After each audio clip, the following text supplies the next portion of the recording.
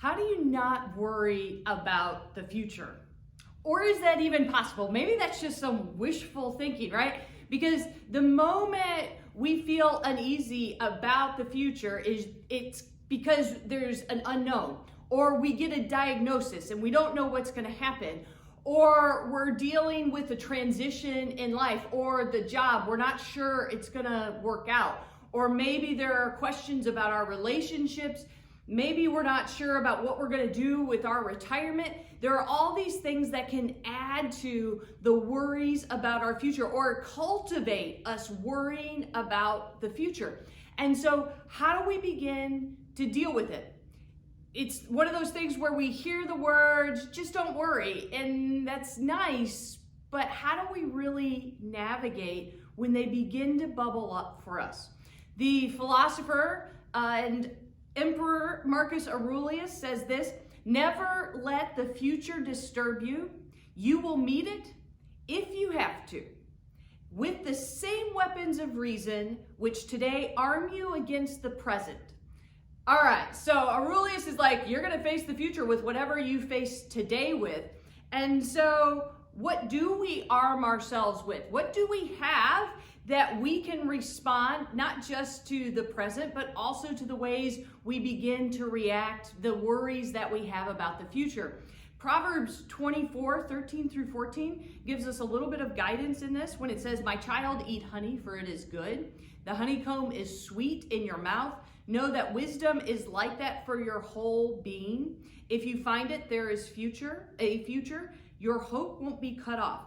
All right, so wisdom is sweet, and it will make sure that hope is not cut off. So wisdom helps us. It's part of our arsenal, what Aurelius was saying, right? Our arsenal of how do we respond to those worries of the future. And so we may go, okay, well, what pieces of wisdom can I actually hold on to in this moment that will help focus, will help me navigate those worries that begin to present itself? And we can actually look to some of the teachings of Jesus, straight up wisdom from him, especially when we hear, treat others as you want to be treated. When we commit ourselves to helping and respecting others, not only will we transform others, but we will transform ourselves. When we let go of how we have been wronged, or we let go of how we might be wronged, we will be at more peace. When we focus on finding the good, the light in all of the situations, that are complicated, problematic, that we don't like, we begin to take those awful things of life and they don't get to have so much power over our lives. We get to bring down the power when we are more focused upon the good. Don't judge others unless you want to be judged. When we stop worrying about what others are doing or what they might do or what they could do, we get to refocus our energy on things that we need to be doing. That we need to be focused on, you know what? I need to change my actions. I need to be paying more attention to, because if we've taken the focus off others, we can focus more then on what we need to do. And then finally, Jesus says this: stop worrying about tomorrow, because tomorrow will worry about itself. Each day has enough trouble of its own. We can hear this as we've got to stay present in the moment.